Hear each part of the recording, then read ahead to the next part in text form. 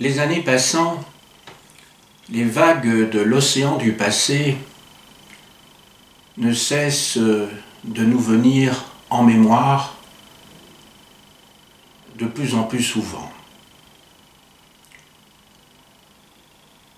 Combien d'entre nous ne voudraient-ils pas revivre la découverte d'un certain nombre de romans, de poésies qui les ont tant marqués pour le reste de leur existence alors qu'ils étaient adolescents.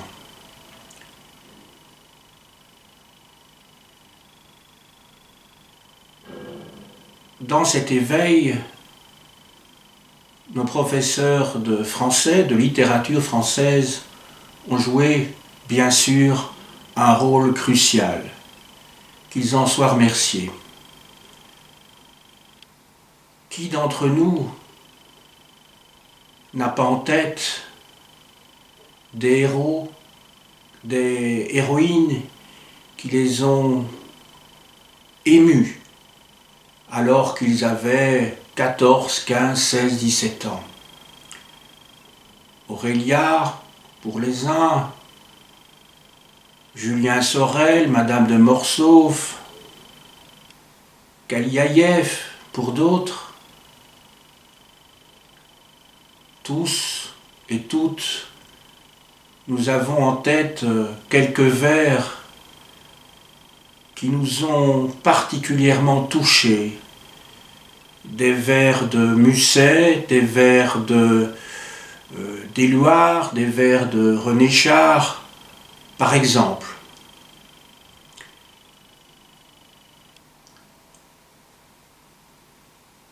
J'aimerais bien, pour mes étudiants, leur transmettre une partie, non pas de cette émotion, le temps serait beaucoup trop court, bien sûr, mais leur rafraîchir la mémoire en leur faisant une petite synthèse des grands courants de la littérature française des 19e et 20e siècles. Précédemment, dans un exposé, je m'étais attaché à retracer les grandes lignes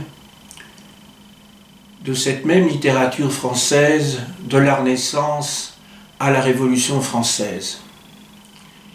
Ici même, je prendrai donc comme point de départ le point d'arrivée justement auquel nous avions abouti précédemment, mais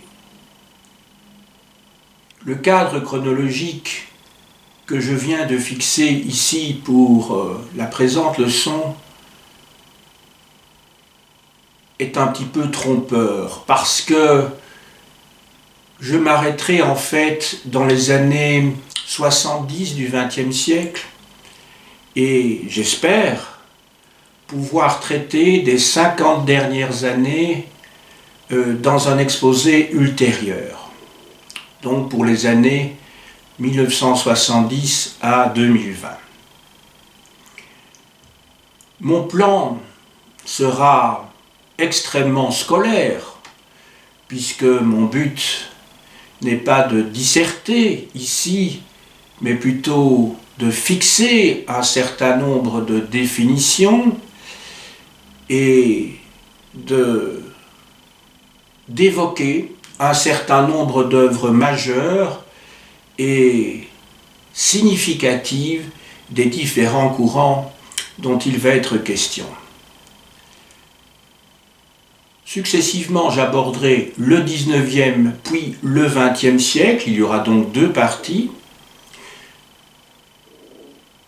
Dans chacune de ces parties, je fixerai tout d'abord, ou je rappellerai tout d'abord le contexte historique, politique, économique, social, dans lequel s'inscrit chacun de ces courants de de cette période séculaire, et dans un deuxième temps, où là je m'attarderai bien davantage, j'aborderai les différents courants littéraires de manière très académique, très simple, en les abordant l'un après l'autre, avec les objectifs que je viens d'énoncer.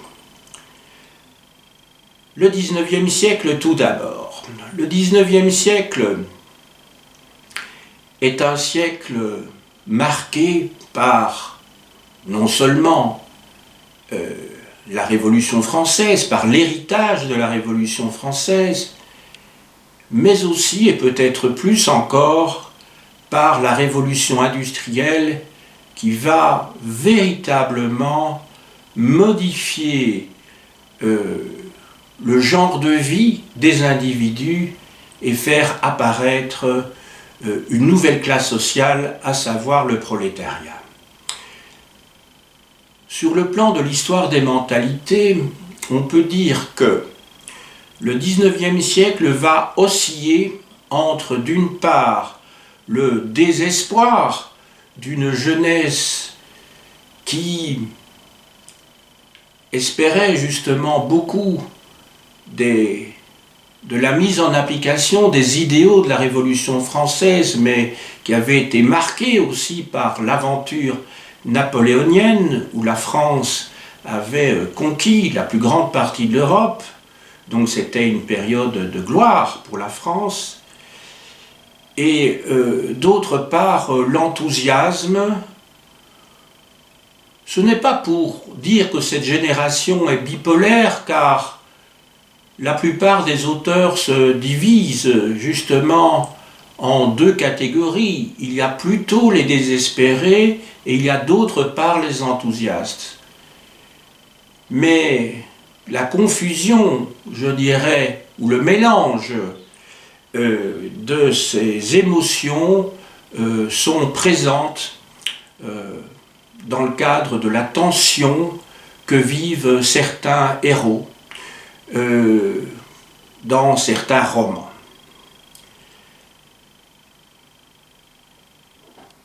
Trois grands courants littéraires se sont partagés au XIXe siècle. Dans la première moitié du siècle, le romantisme. Dans la deuxième moitié du siècle, pendant une trentaine d'années, le réalisme puis le naturalisme. Et enfin, dans les 20 dernières années du XIXe siècle, deux courants qui ne se superposent pas, au contraire, ils s'opposent sur bien des égards, mais qui réagissent par rapport au réalisme. Il s'agit d'une part du Parnasse et d'autre part du symbolisme. Je vais reprendre tous ces courants en essayant de les illustrer par quelques œuvres majeures que toutefois je n'aborderai évidemment pas dans leur contenu, ce serait tout à fait impossible. Dans le domaine de la poésie et du théâtre, vous vous rappellerez certainement, je m'adresse ici à mes étudiants en première année, vous vous souviendrez certainement de Lamartine, de Vigny, de Musset, de Victor Hugo, de Gérard de Nerval, qui ont un certain nombre de caractéristiques communes, mais vous vous souviendrez peut-être encore plus de certaines de leurs œuvres sous forme de romans. Je pense en 1802 au René de Chateaubriand, pour Victor Hugo à Notre-Dame de Paris qui date de 1831, aux Misérables bien sûr, cette œuvre gigantesque postérieure de 30 ans, puisqu'elle date, Les Misérables datent de 1862, et alors enfin, c'est une lecture que nous avions, en tout cas ma génération vers 13-14 ans, Les Trois Mousquetaires qui datent de 1844. Quels sont les caractère commun de toutes ces œuvres dites romantiques, en précisant que si la période romantique s'étend sur l'ensemble de la première moitié du XIXe siècle, il n'en est pas moins vrai que son apogée se situe entre 1810 et 1835. Ce qu'il y a de commun dans toutes ces œuvres, et on peut dire que Chateaubriand, en France en tout cas, parce que le romantisme trouve ses sources principalement, je dirais, en Allemagne, avec Goethe, en Angleterre, et aussi en France, dans ce qu'on appelle le pré-romantisme, avec Jean-Jacques Rousseau. Les caractères communs donc, du romantisme sont le rêve, une certaine fuite onirique par rapport à ce présent douloureux, succédant aux guerres napoléoniennes. On aura un phénomène similaire d'ailleurs au lendemain de la Première Guerre mondiale avec la naissance du surréalisme, que l'on peut, de ce point de vue en tout cas, mettre en parallèle avec le romantisme. On peut dire que d'une certaine manière, le surréalisme est l'enfant du romantisme. Il y a le rêve, il y a la solitude, mais il peut y avoir aussi l'action. Tout à l'heure, je faisais référence à ce côté bipolaire de la première moitié du XIXe siècle, où les auteurs et leurs héros penchent tantôt d'un côté, tantôt de l'autre. Effectivement, ça peut paraître bizarre d'unifier dans le même courant des auteurs dont justement les personnages ne vivent pas de la même manière et ont des émotions, en tout cas, qui les distinguent. Mais dans toute hypothèse, l'émotion, justement, reste cruciale dans l'expérience des personnages. On peut dire aussi que la nature a beaucoup d'importance chez eux, le goût du pittoresque, le goût du Moyen-Âge aussi. J'ai fait référence à Alexandre Dumas, qui s'est plutôt penché sur le XVIe et le XVIIe siècle pour trouver ses héros, mais le Moyen-Âge va avoir, sous l'influence d'ailleurs de Walter Scott, qui publie Ivanhoé, dont je me souviens bien, non pas sous une forme écrite, mais sous sa forme cinématographique, lorsque j'étais enfant, en regardant Roger Moore, donc le saint, la plus connue sous son autre rôle, lorsque j'étais moi-même enfant, donc au début des années 1960. Donc, j'étais en train de vous expliquer que le romantisme est caractérisé par ce que l'on a appelé le mal du siècle, qui apparaît déjà chez d'ailleurs, non pas quelqu'un qui est nostalgique du régime napoléonien, puisque le roman date de 1802, et que Chateaubriand est un royaliste pur jus, si je puis dire, qui s'est opposé, il suffit de lire ses mémoires, à Buonaparte, et comme il disait, l'usurpateur, et lui-même a été un soutien des rois qui ont succédé à Napoléon au moment de la Restauration. Mais donc dans Chateaubriand, on trouve déjà ce sentiment de mal du siècle, chez Musset bien sûr, et d'autres qu'il ne m'appartient pas ici de citer. Mais ce courant romantique va se voir submergé au milieu du siècle par le contexte, justement. Le contexte qui est caractérisé, je l'annonçais tout à l'heure, par la révolution industrielle.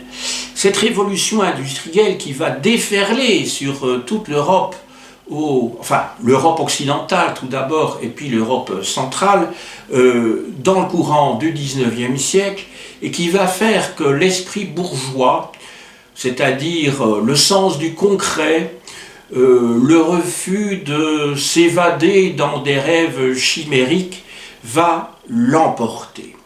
Et c'est ainsi, ou plutôt c'est dans ce contexte, que le réalisme va l'emporter vers 1850.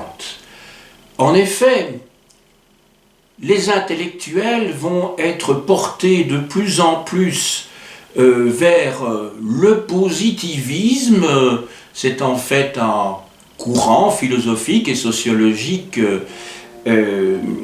inventé par Auguste Comte, et le scientisme. Le scientisme, c'est la croyance que la science peut tout expliquer et va tout résoudre. Ce courant réaliste va fortement marquer les esprits, et ceci en accordant, et on le voit bien chez les auteurs qui pratiquent ce genre, ils sont marqués par, et le mettent en pratique d'ailleurs dans le roman, par l'observation, par l'expérience, par la nécessité pour eux d'une écriture objective. Le contexte dans lequel s'écrivent leurs romans, ce sont la description des mœurs de l'époque. Ces auteurs décrivent essentiellement, la part de l'émotion est plutôt réduite, même si elle n'est pas complètement absente, et parmi ces auteurs, il faut citer des personnages qui d'ailleurs, des auteurs qui d'ailleurs, sous un certain angle, ont également des éléments romantiques, et qui vivent encore à l'époque, pendant la première moitié du XIXe siècle, à savoir Stendhal, qui en 1930, l'année où se déroule cette révolution de juillet, Stendhal, qui en 1830 écrit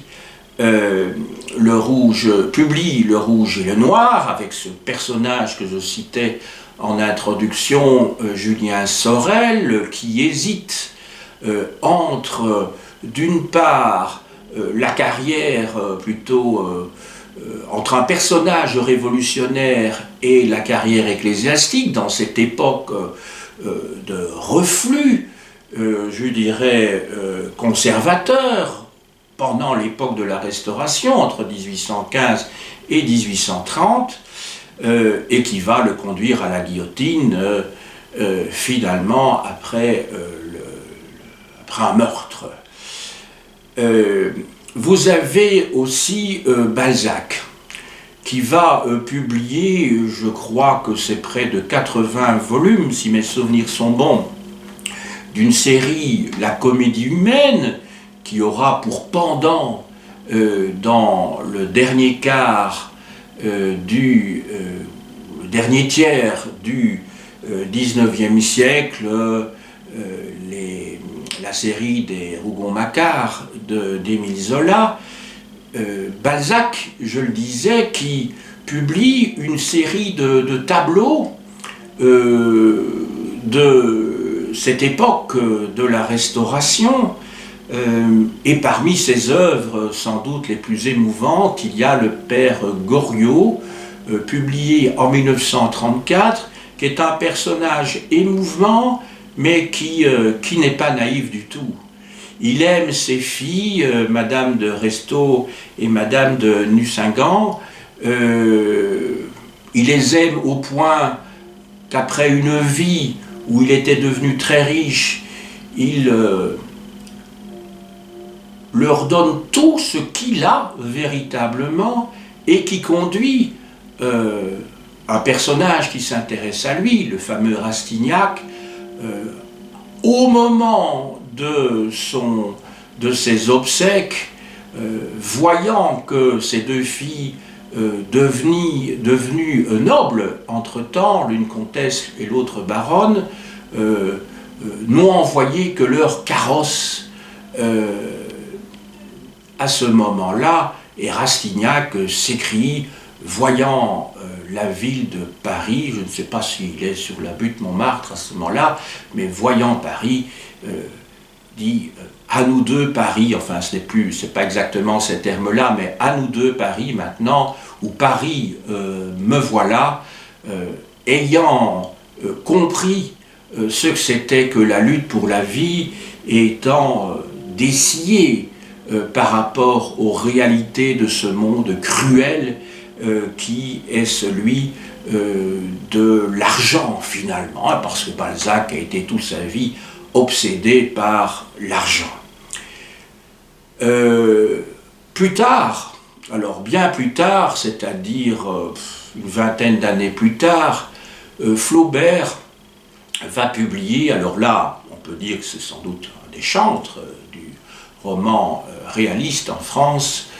Flaubert publie sa célèbre Madame Bovary, qui est une femme qui attend beaucoup de l'existence, qui rêve d'une vie extraordinaire et qui doit vivre mariée à un petit médecin de province, Charles Bovary, et qui est complètement désillusionné. Ça finit par un empoisonnement.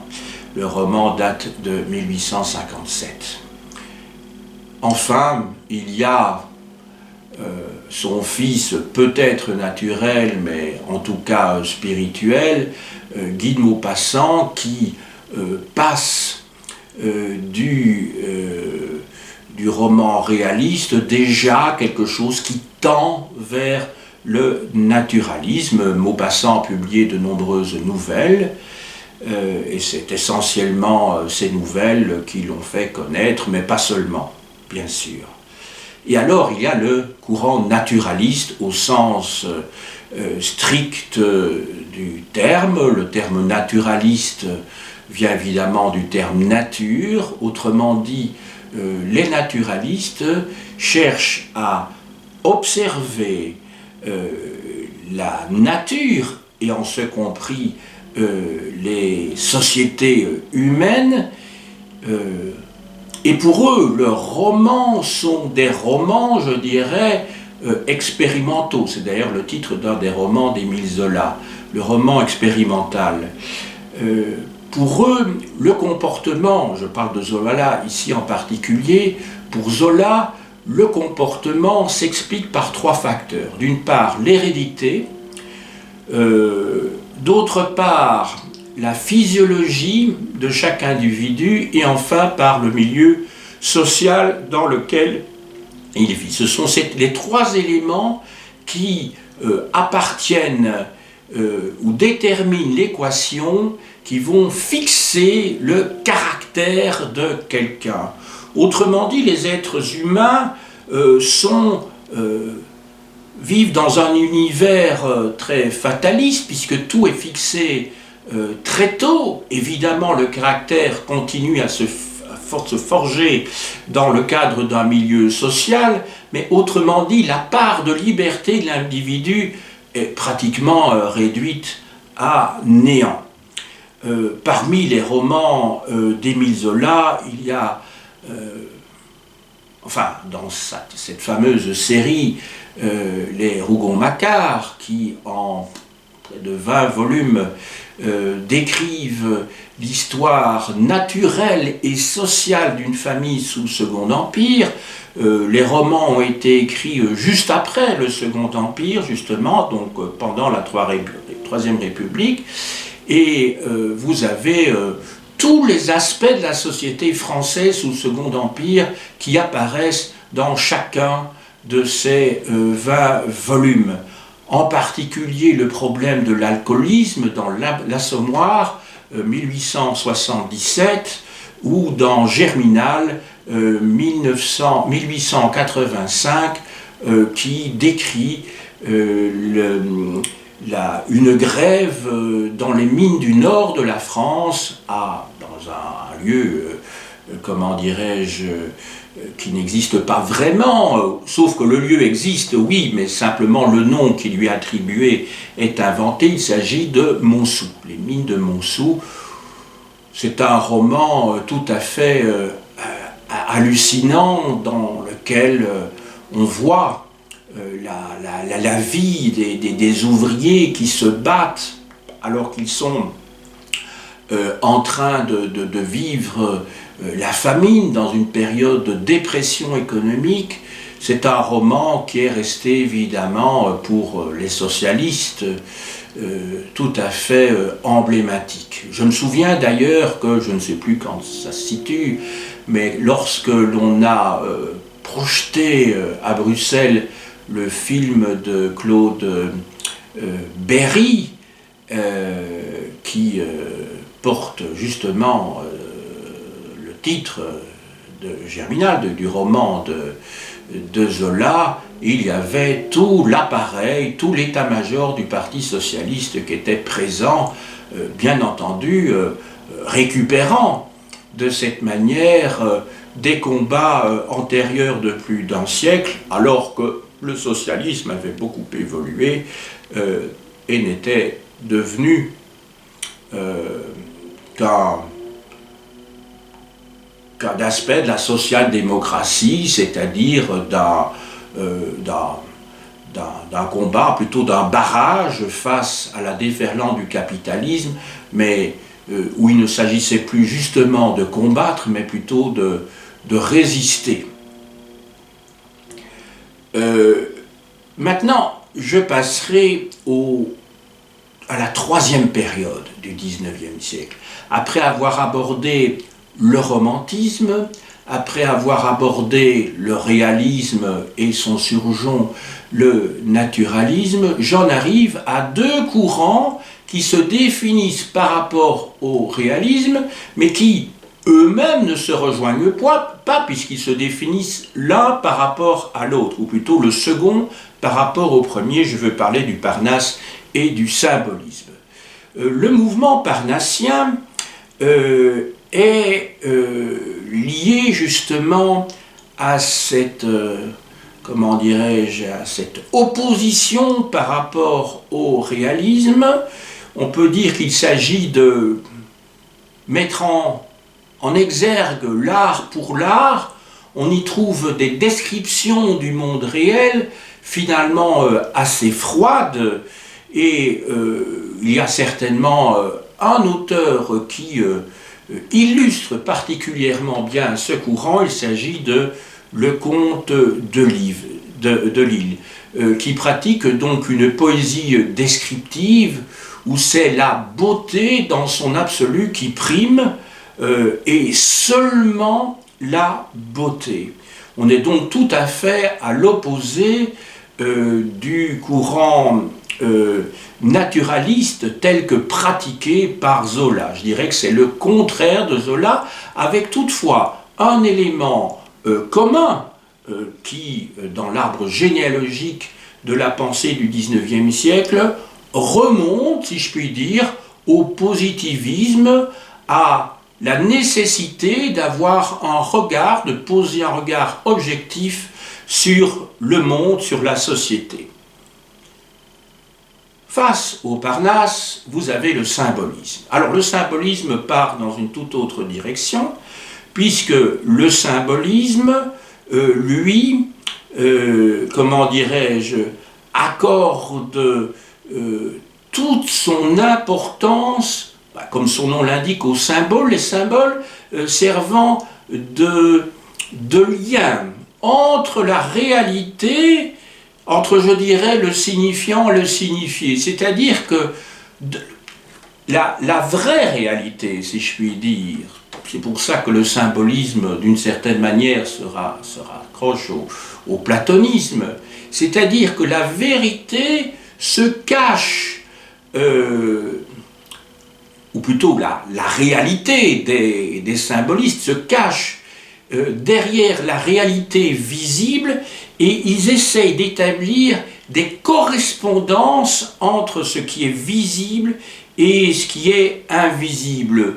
Par exemple, la description d'un paysage ne sera jamais qu'un moyen de décrire les émois de l'âme. Autrement dit, le paysage sera le signifiant, et d'autre part, l'âme sera, les émotions de l'âme seront le signifié. Le symbole faisant le lien entre les deux. Je rappelle l'étymologie du terme symbole. Un symbole, c'était un morceau de bois qui avait été cassé en deux et qui permettait à deux personnes de se reconnaître alors qu'elles ne se connaissaient pas, ou en tout cas permettait à un messager de savoir que la personne en face de laquelle il se trouvait était bien le destinataire d'un message en mettant ensemble les deux parties de ce morceau de bois. Parmi ces symbolistes, il y a tout d'abord Baudelaire, sans doute très connu pour sa publication en 1857 des Fleurs du Mal. Il y a Rimbaud, il y a Verlaine, qui ont connu une histoire à deux très mouvementée. Il y a aussi celui qui est peut-être le plus, et même certainement le plus hermétique des des trois que j'ai cités précédemment, à savoir Stéphane Mallarmé, qui publie entre autres L'après-midi d'un faune en 1876, où il essaye, comment dirais-je, de mettre en parallèle les mots et d'autre part un certain nombre d'impressions.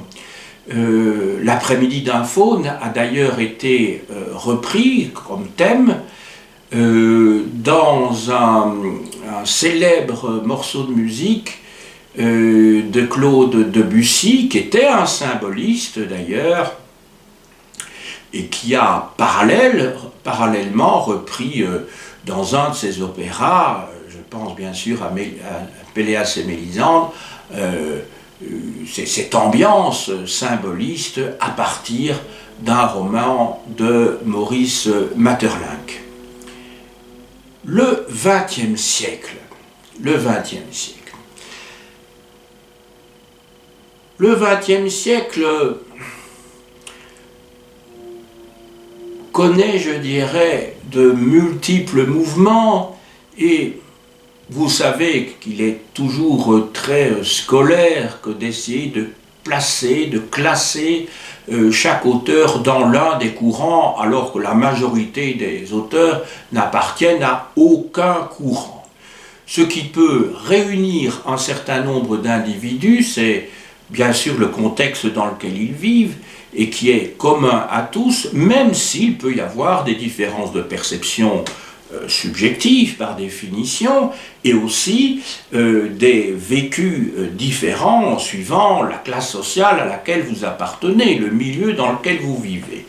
Donc il y a effectivement ce point commun, et ce point commun, je dirais, c'est le point de départ du XIXe siècle, à savoir la Première Guerre mondiale, la guerre de 1914-1918. Cette période est épouvantable sur le plan militaire. Vous pouvez imaginer donc des soldats qui, à part les 6 premiers mois de la guerre et les 6 derniers mois de la guerre, ils sont en mouvement, mais où pendant plus de 3 ans et demi, ces soldats sont terrés dans des tranchées, où ils vivent dans des conditions d'hygiène épouvantables, où les conditions sanitaires sont aussi épouvantables, parce que on les envoie à période régulière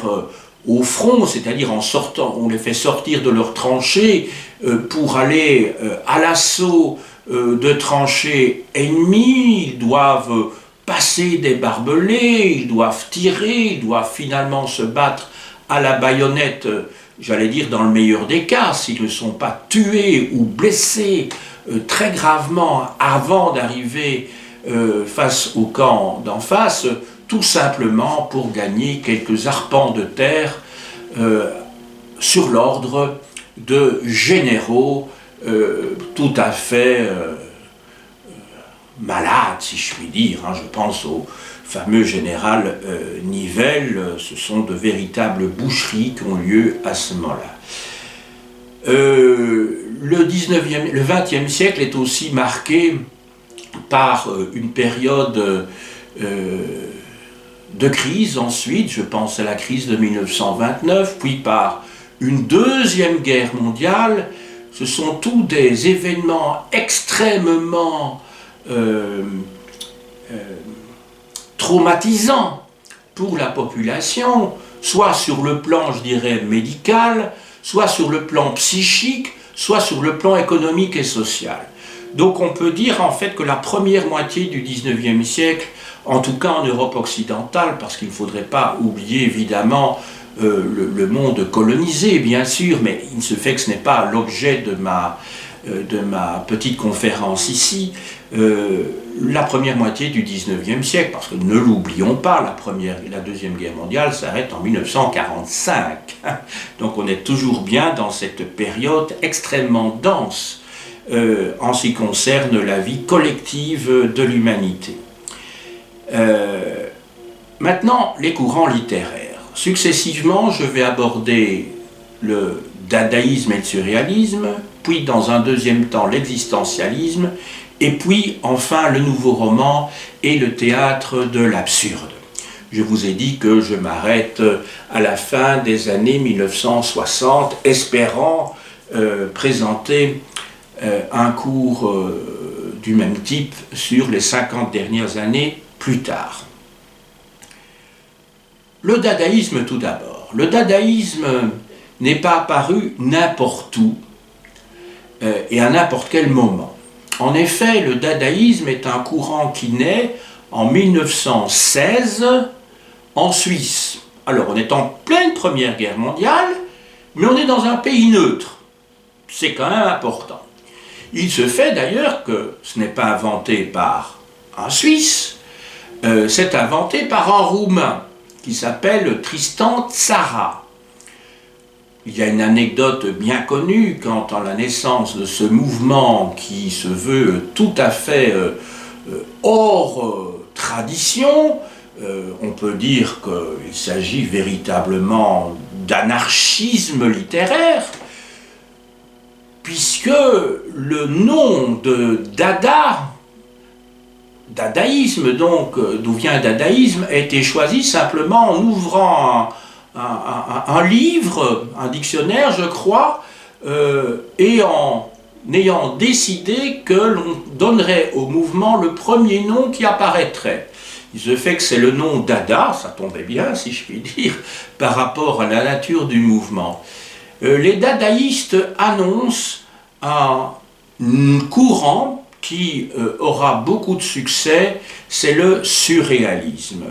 Le surréalisme qui va s'étendre, je dirais, dans le temps jusque dans les années 50, mais qui connaît toute sa force dans les années 1920, que l'on appelle aussi les années folles, ces années qui succèdent à la Première Guerre mondiale. C'est un petit peu comme les années de la Régence entre 1715 et 1723, au lendemain de cette période extrêmement austère du règne de Louis XIV, on peut même dire de la dictature de la pensée Louis XIVienne.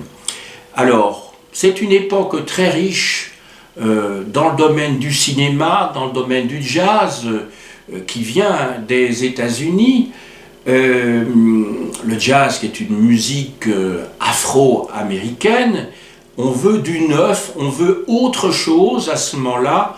On aura un mouvement similaire après la Deuxième Guerre mondiale, tant pour le cinéma que pour le jazz, en particulier dans les célèbres cafés de Saint-Germain-des-Prés. Le dadaïsme et le surréalisme cherchent à détruire les valeurs de ce monde bourgeois qui avait dominé la deuxième moitié du XIXe siècle jusqu'à la Première Guerre mondiale.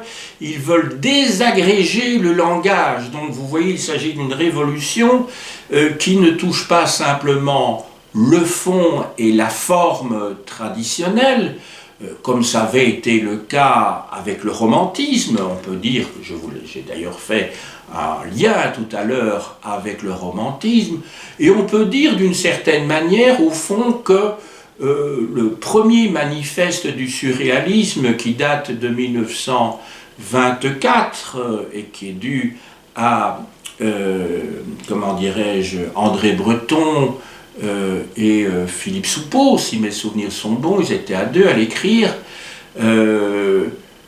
est un petit peu l'équivalent du manifeste que Victor Hugo avait publié en 1827 dans la préface de Cromwell, cette pièce de théâtre.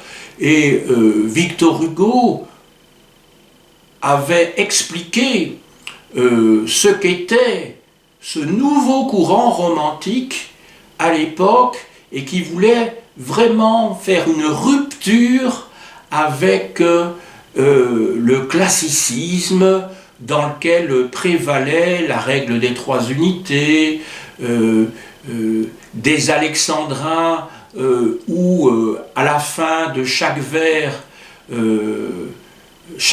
devant comprendre un sens entier. Il promeut l'enjambement, par exemple, le fait de terminer une phrase au vers suivant. Il promeut également le mélange des genres.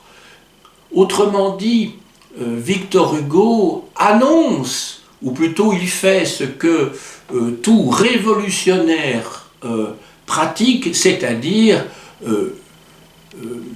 cherche à rompre avec le monde d'avant, considéré comme un monde en voie de disparition, un monde qui pourrit, un monde qui n'est pas porteur de valeurs positives pour la jeunesse. Eh bien, au fond, en 1924, disais-je, le manifeste du surréalisme, et puis le second manifeste de 1932, du même surréalisme, vont jouer un rôle similaire. Alors qu'est-ce que c'est que le surréalisme? Le surréalisme, c'est essayer de faire surgir notre inconscient. On voit évidemment le rôle que la psychanalyse a pu jouer à ce moment-là. C'est le moment où les théories de Freud connaissent beaucoup de succès. Il s'agit donc, lorsque l'on écrit, de pratiquer l'automatisme de l'écriture, c'est-à-dire de faire surgir et de mettre sur papier des mots qui n'ont pas de lien entre eux quant à leur sens, en tout cas a priori. C'est par exemple le cas célèbre des cadavres exquis. Quand on pense à cadavre, on a plutôt une image plutôt sinistre, et le fait de joindre l'épithète exquis renvoie à quelque chose de tout à fait délicieux, formidable. Donc ce sont des mots qui sont opposés. Quand vous parlez d'une orange bleue, ben c'est la même chose. L'orange, par définition, je parle du fruit ici, est orange. Et parler d'orange bleue, or c'est justement le choc de mots qui appartiennent à des univers sémantiques différents qui donnent un aspect poétique au propos.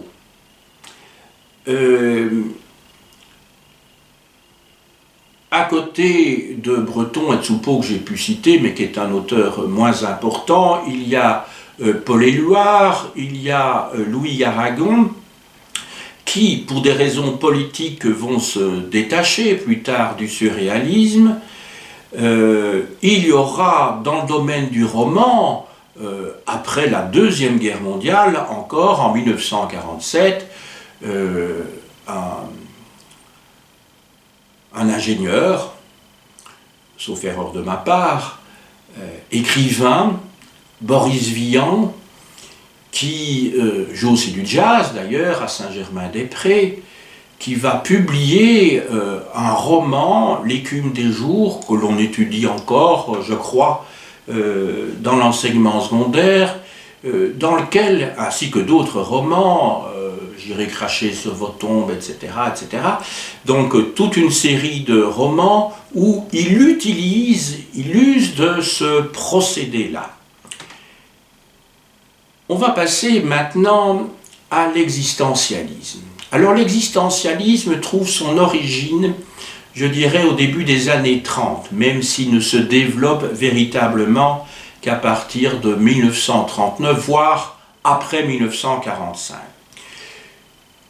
En 1929 éclate la fameuse crise de Wall Street, le 24 octobre, si mes souvenirs sont bons, 1929, et je pensais à 7 ans, mais il me semble que c'est 24 octobre 1929, qui est révélatrice d'un système qui est surchauffé, à savoir ce capitalisme où l'on produit beaucoup trop par rapport à la demande et système dans lequel il y a des spéculations boursières qui gonflent de manière tout à fait irréelle certaines valeurs en bourse et par conséquent créent une bulle qui ne correspond plus du tout, une bulle financière qui ne correspond plus du tout à l'économie réelle. Cette crise de 1929 va avoir des conséquences énormes qui vont durer d'ailleurs pendant plusieurs années. Il faudra attendre en gros 1934 pour considérer qu'on s'en sort et qui va conduire à la montée au pouvoir d'un certain nombre de tribuns populistes d'extrême droite et qui à terme conduira à la Deuxième Guerre mondiale, même si le problème du chômage va être finalement en grande partie résolu à partir de 1936 et justement en particulier en Allemagne, mais en orientant la production vers l'industrie de guerre. Donc ce ne fut pas vraiment une réussite du point de vue de l'histoire humaine, c'est le moins qu'on puisse dire. Les idéologies donc progressent dans les années 1930, il devient de plus en plus difficile pour les écrivains de ne pas s'intéresser à ce qui se passe autour d'eux sur le plan politique. Je viens de vous parler de la montée de l'extrême droite, où le terrain, je dirais, d'essai de la Deuxième Guerre mondiale va se dérouler, à savoir en Espagne de 1936 à 1939, où le régime républicain va s'effondrer à la suite d'une guerre terrible opposant d'une part des républicains, je dirais, classiques, des socialistes et des libéraux classiques, des communistes, des anarchistes, à l'armée de Franco, venue d'Afrique du Nord, et qui va avoir le soutien des nazis allemands et des fascistes italiens. Finalement, l'extrême droite, Franco va l'emporter et va établir un régime donc, qui va durer près d'une quarantaine d'années, un petit peu moins quand même, disons, 30. Si je fais bien le calcul, oui, un peu plus de 35 ans, disons, définitivement un peu plus de 35 ans, puisque c'est en 1975 que Franco meurt, mais il y a encore pendant un an et demi après, une persistance de son régime, et c'est à ce moment-là que le processus démocratique va pouvoir être restauré. Sur le plan philosophique, les existentialistes ont pour maître déjà au XIXe siècle Kierkegaard, et dans les années 1920 déjà le philosophe Martin Heidegger, qui en 1927 a publié L'être et le temps, c'est-à-dire Sein und Zeit, à ne pas confondre avec un ouvrage dont le titre est approchant, à savoir un ouvrage d'un de ses disciples, si je puis dire, en tout cas sur le plan philosophique, pas sur le plan politique, mais sur le plan philosophique, à savoir Jean-Paul Sartre, qui va publier un ouvrage intitulé L'être et le néant. L'engagement donc devient une nécessité, et l'engagement signifie que l'être humain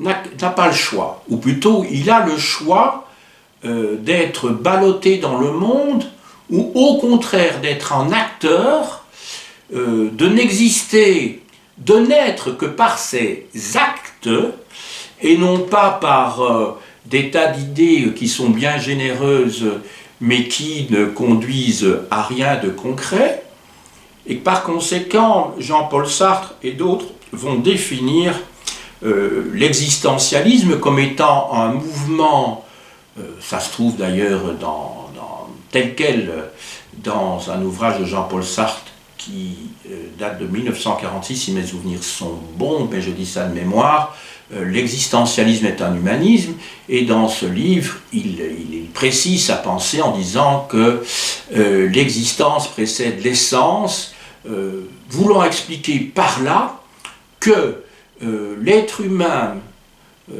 cette petite grenouille qui est jetée dans le monde à sa naissance,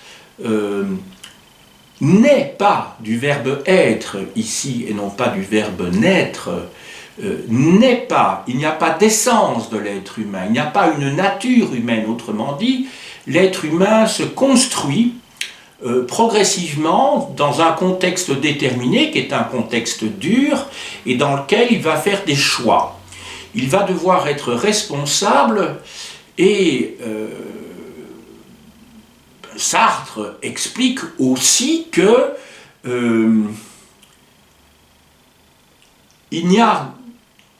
nous sommes condamnés à être libres.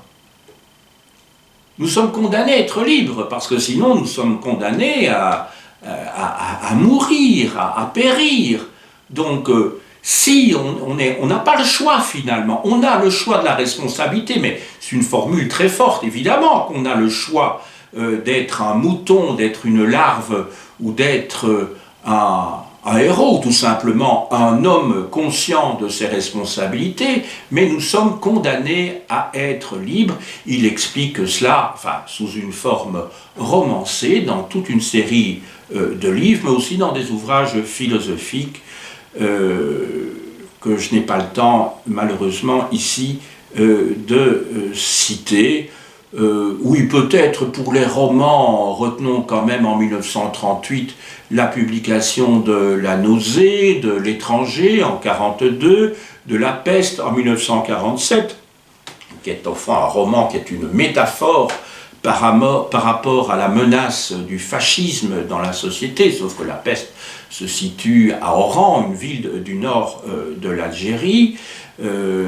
Dans L'étranger, là, le propos de Sartre est orienté à partir d'un héros, d'un contre-héros qui est Meursault, pour mettre en évidence l'absurdité de son destin et l'aliénation dont tout être humain peut être la victime. À côté de Jean-Paul Sartre, vous avez naturellement Albert Camus, ils se sont opposés d'ailleurs tout en étant proches l'un de l'autre à l'origine. Albert Camus qui insiste sur la révolte de l'individu, de la nécessité de la révolte. Il a d'ailleurs écrit un traité sur ce sujet-là, sur l'homme révolté, et qu'il met en scène d'ailleurs dans une série de pièces de théâtre dont on doit tirer les conclusions, par exemple Caligula, qui met en scène un empereur romain du 1er siècle de notre ère et qui prend des décisions insensées, mais il a tous les pouvoirs. À un moment donné, heureusement, Donald Trump ne s'en est pas rapproché, mais à certains moments, on pouvait s'interroger sur une parenté, je dirais, d'organisation psychique.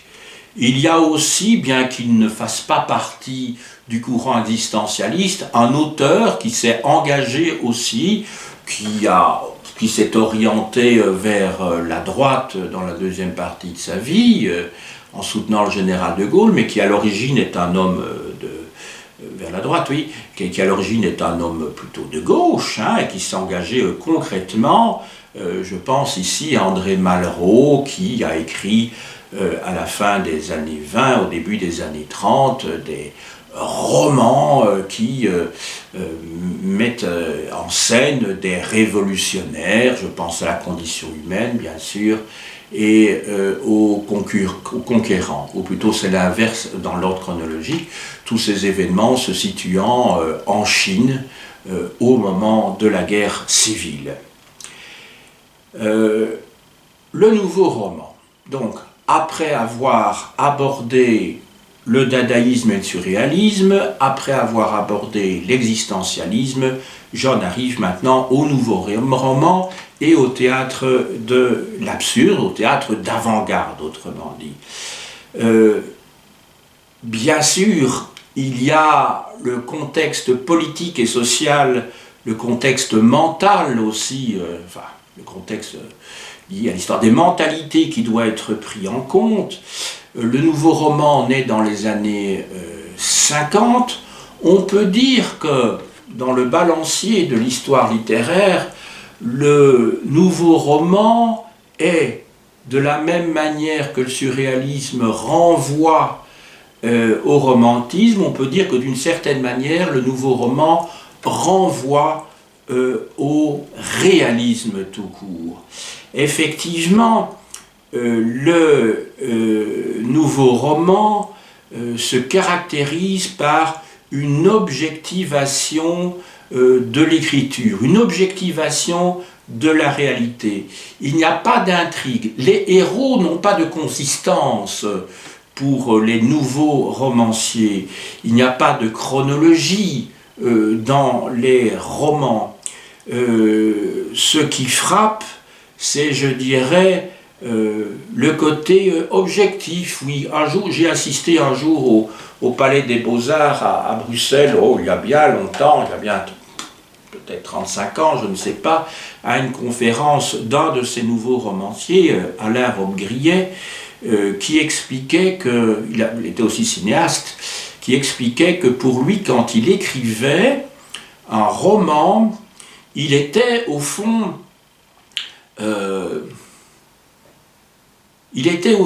derrière l'objectif, d'où le terme d'objectivation, et qu'il ne faisait que décrire quelque chose qui était imaginé, bien sûr, mais comme si c'était du réel, et comme si les personnages, d'ailleurs, qui n'ont pas beaucoup de consistance, circulaient comme ça, dans une sorte de monde bien réel, mais tout à fait dont le romancier, ou en tout cas le narrateur, est complètement détaché. Autrement dit, le narrateur est au fond comment dirais-je, est un observateur.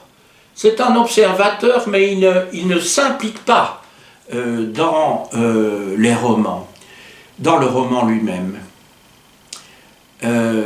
Vous avez au fond quelque chose d'un peu semblable dans un film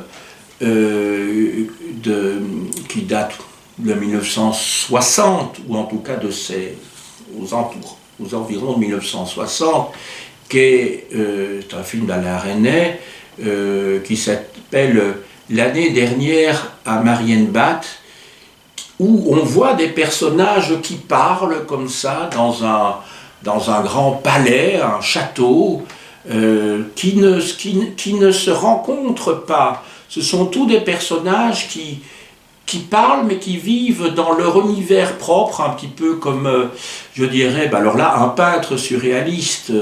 Je fais référence ici alors là, j'ai toujours la peur de mélanger les deux. J'allais dire Delvaux ou Magritte, c'est curieux, je ne sais pas pourquoi j'ai une hésitation pour l'instant. Les gares c'est Delvaux, donc c'est Delvaux, où l'on voit des personnages comme ça qui ont des chapeaux-boules, qui sont habillés de noir, qui ont un parapluie et qui circulent les yeux grands ouverts comme ça dans des gares, où l'on voit aussi des femmes nues qui circulent, mais on est dans un univers onirique. Alors qu'ici, je vous ai dit, dans le nouveau roman qui s'oppose au fond au surréalisme, puisque génétiquement parlant ou généalogiquement parlant, il a une autre origine, eh bien on a parfois l'impression une impression similaire alors que l'intention est différente. Ça peut être le cas aussi dans certains romans de Marguerite Duras, où vous avez une forme d'incommunicabilité entre les personnages qui, dans leur dialogue, ne parlent, au fond parlent, mais parlent alors que le correspondant, l'interlocuteur, a l'air de se trouver sur une autre longueur d'onde. C'est assez particulier, c'est en même temps très beau, bien entendu, et c'est ce qui fait justement l'intérêt littéraire des romans Duras et de ses films aussi, hein, comme India Song par exemple. Hein. C'est très particulier. Parmi les auteurs qui appartiennent au nouveau roman, vous avez Nathalie Sarraute, j'ai déjà cité Rob Grillet, Michel Butor dans La Modification, 1957, hein, je vous rappelle, ça se passe dans un train en fait, mais il y a cette scène célèbre où un des personnages ne communique pas avec la personne qui est en face, mais essaye oui, ou plutôt ne communique qu'à travers le reflet d'une personne qui est en face de lui et qui se trouve donc dans le reflet donc, de la vitre du train. C'est une expérience que vous avez déjà dû connaître quand vous êtes dans le métro, où vous croisez le regard de quelqu'un, non pas en face à face, mais dans le reflet d'une vitre. Ce qui donne un effet un petit peu particulier, parfois gênant aussi. Hein.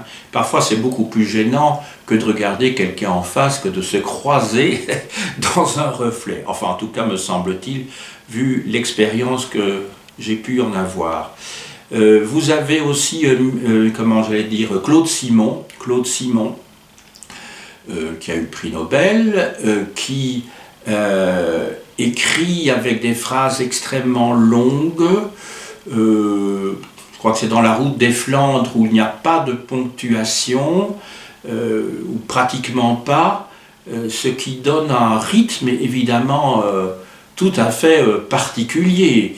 Il n'y a pas de point pour commencer, pour terminer une phrase par exemple.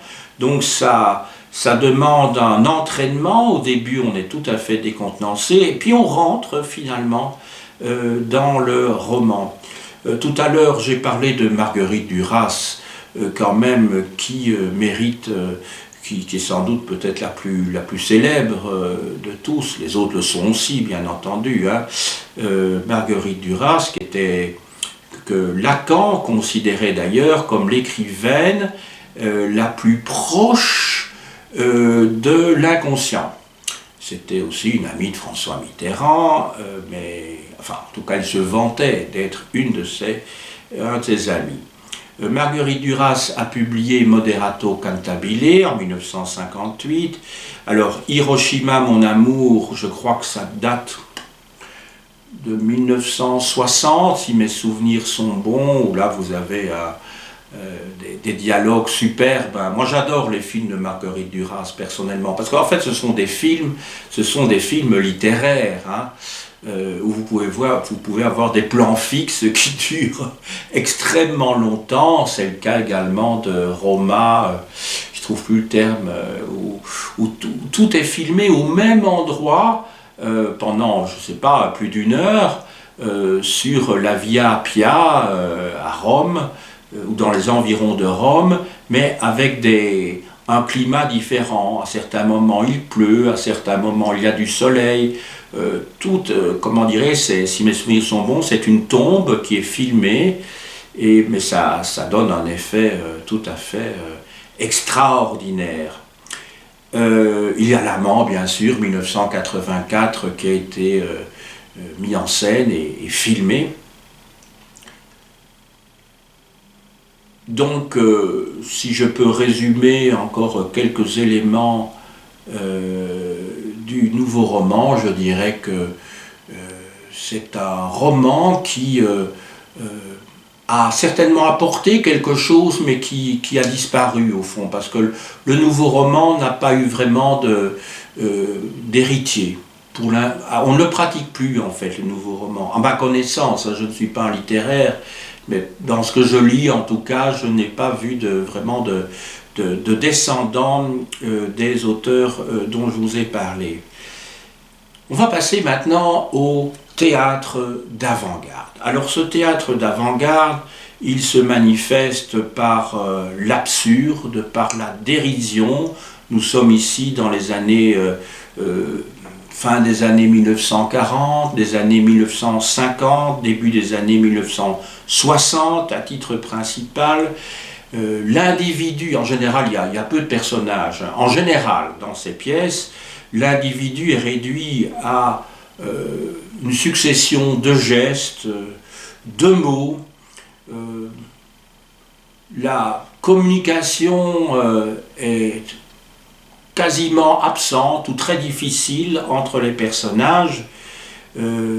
Parmi les dramaturges dont il faut retenir le nom, il y a certainement Jean Genet qui publie Les Bonnes en 1947,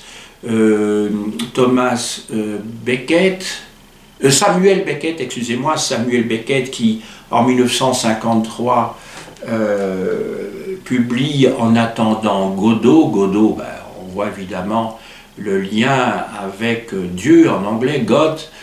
On ne sait pas, hein, c'est une hypothèse qu'on peut formuler, où là ce sont deux personnages qui attendent un troisième qui n'arrivera jamais, et on est dans une situation un petit peu particulière. Alors bon, il faut avoir de la patience, hein, je dirais, c'est pas seulement les personnages qui doivent avoir de la patience, parce que ça donne un effet très particulier, mais effectivement, pour ceux qui ont besoin d'action, ils vont s'ennuyer évidemment dans ce théâtre. Mais c'est une pièce tout à fait remarquable, hein, ceci dit. Il y a enfin Ionesco, Le Roi se meurt, par exemple, hein, 1962, il y a La cantatrice chauve, il y a Rhinocéros. Voilà, donc quelques auteurs dont il s'agit de retenir le nom. Vous remarquerez que sur les trois que j'ai cités, il y en a deux qui sont d'origine étrangère, Ionesco et Samuel Beckett. Et j'en arrive, enfin, diront certains, comme pour la pièce de En attendant Godot, enfin à la conclusion de mon cours. Dans ce cours, j'ai, de manière tout à fait scolaire, hein, ce cours n'a aucune originalité et je le revendique, parce que ce n'était pas l'objectif qui était visé. L'objectif visé, je vous l'ai dit, c'était de remettre en mémoire, pour mes étudiants de première année, un certain nombre de courants, qu'ils ont appris d'ailleurs en secondaire, d'auteurs que je n'ai fait d'ailleurs qu'évoquer très rapidement, avec quelques œuvres plutôt marquantes, mais vous pensez bien que j'ai dû éliminer des monuments de la littérature française dans ce choix qui ne s'est pas voulu être un palmarès, en aucun cas. J'ai simplement essayé d'illustrer certains courants par des œuvres significatives. Mais il y a des œuvres tout à fait essentielles qui n'ont pas été citées, et en particulier d'auteurs que je ne pouvais pas placer dans les 5 ou 6 grands courants que j'ai cités pour le 19e et le 20e siècle. Donc il y a des auteurs immenses qui n'ont pas été cités ici. Alors je n'ai pas à m'en excuser, puisque dans un exposé comme celui-ci, il ne s'agissait en aucun cas de faire un catalogue ou de faire une pure chronologie, ça aurait été tout à fait sans intérêt. J'ai simplement essayé de replacer dans leur contexte chacun de ces courants, en essayant d'expliquer pourquoi ces différents courants avaient surgi à un moment donné dans l'histoire, en essayant de montrer aussi que la chronologie est très relative, et qu'il y a des auteurs qui ont appartenu à plusieurs courants. Je pense en particulier à Victor Hugo qui naît en 1802, on connaît la phrase, ce siècle avait 2 ans, et qui meurt en 1884-85, et qui a donc dont la vie a couvert tout le siècle. Il a eu plusieurs phases, même politiques, de Victor Hugo. Il a été, comment dirais-je, bonapartiste, puis il a été royaliste, puis il s'est opposé vivement à Napoléon III, et puis il a été à ce moment-là un fervent républicain. Donc vous voyez, il n'est pas possible de figer l'existence de tous ces auteurs comme ça, et d'en faire une photographie. À un moment donné, leur vie a été un film, donc ce qui a été évoqué ici relève davantage du cinéma, alors que, inévitablement, j'ai dû faire un certain nombre d'instantanés dans mon cours. Donc voilà, je n'ai pas à m'en excuser, parce que ça paraît tellement évident que l'objectif que j'avais étant extrêmement petite, extrêmement réduit, extrêmement mince, il n'y avait pas moyen de s'en tirer autrement dit. Retenons en gros que pour la période qui va suivre les années 1970, la facture, en tout cas pour les 30 dernières années du XXe siècle, la facture des romans a été assez classique. Et quant au XXIe siècle, j'espère en parler plus tard, mais comme vous le savez, il est toujours beaucoup plus difficile et délicat d'aborder les périodes récentes que les périodes les plus anciennes, parce que les périodes les plus anciennes peuvent être remises en perspective par rapport à ce qui va suivre, alors que par définition, nous ne savons pas comment la littérature française va évoluer dans les 20 ou 30 prochaines années. Nous n'en savons rien. On peut imaginer qu'il y ait de plus en plus soit de romans catastrophistes avec les événements que nous connaissons et qui vont affecter de manière significative le XXIe siècle, je pense au réchauffement climatique, peut-être à des mouvements sociaux très importants, peut-être des guerres également. Ce qui est sûr, c'est qu'aujourd'hui, en pleine période d'épidémie du Covid, c'est en tout cas une hypothèse plus que vraisemblable qui vient à l'esprit, mais on peut imaginer aussi qu'il y ait chez d'autres auteurs un refuge dans l'imaginaire, un petit peu comme les romantiques, comme les surréalistes avaient pu le faire. Donc il faudrait poser la question à des spécialistes d'histoire littéraire, ce que je ne suis pas, je le rappelle très modestement, je ne suis qu'un historien généraliste qui a abordé ici l'histoire de la littérature, alors que pour essayer de compléter un petit peu mon projet d'histoire universelle, d'histoire de l'humanité dans toutes ses composantes. Je vous montre quelques livres maintenant. Tout d'abord, de Clément Moissant, Qu'est-ce que l'histoire littéraire aux presses universitaires de France.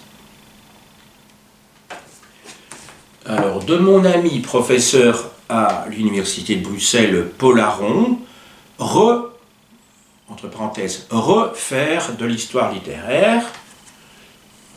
J'ai interrogé l'auteur d'ailleurs précédemment, vous pourrez trouver l'interview sur ma chaîne.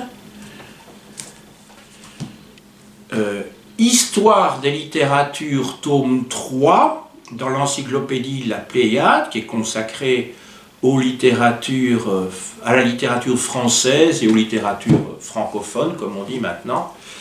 Voilà où vous avez évidemment de nombreuses pages consacrées au XIXe et au XXe siècle. C'était dirigé par un écrivain dont, et là je n'ai pas parlé, faute de temps, Raymond Queneau. De Gaëtan-Picon, Panorama de la nouvelle littérature française, préface de Jean Starobinski, dans la collection Tel chez Gallimard. Alors c'est un ouvrage qui porte essentiellement, à l'origine en tout cas sur la première moitié du XXe siècle, mais qui a été prolongé dans des éditions ultérieures, 1957 et enfin 1976, et qui couvre donc les 3/4 du XXe siècle français. Alors, 100 livres pour un siècle, ce sont en fait des comptes rendus par de grands écrivains, la plupart du temps, de romans, d'œuvres en tout cas, qui ont marqué le XXe siècle.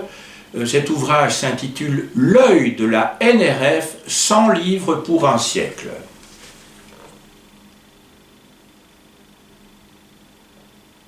Donc la NRF, c'est la nouvelle revue française, autrement dit, pour la littérature, la collection blanche chez Gallimard.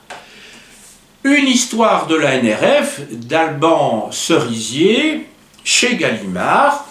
Alors si je vous montre ces deux ouvrages, c'est que la NRF a joué un rôle considérable durant tout le XXe siècle pour faire connaître tout d'abord un certain nombre d'auteurs, ensuite pour les consacrer. Vous connaissez certainement l'anecdote de la recherche du temps perdu de Proust, qui avait été d'abord refusé par la NRF, publié d'abord chez Grasset, si mes souvenirs sont bons, pour qu'enfin ce soit publié chez Gallimard.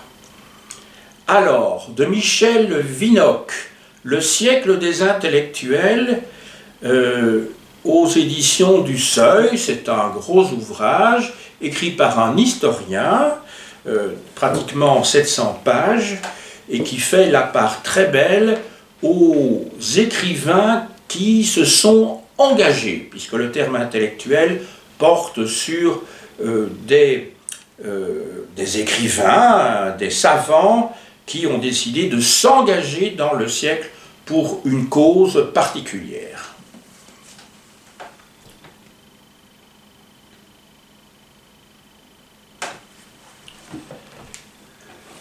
Alors, les deux manifestes d'André Breton, en folio essai,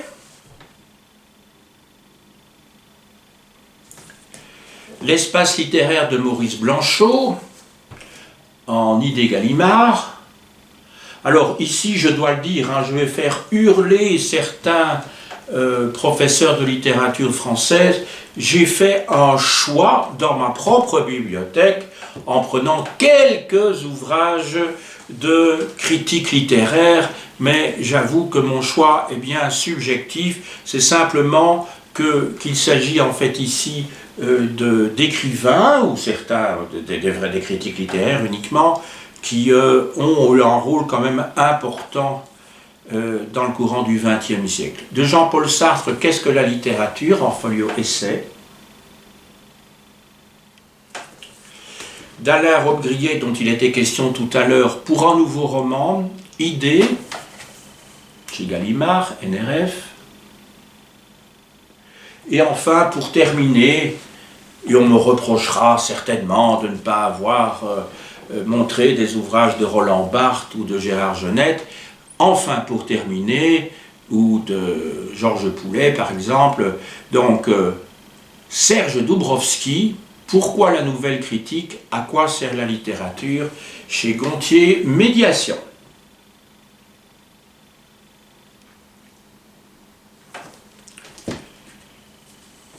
J'ai dit.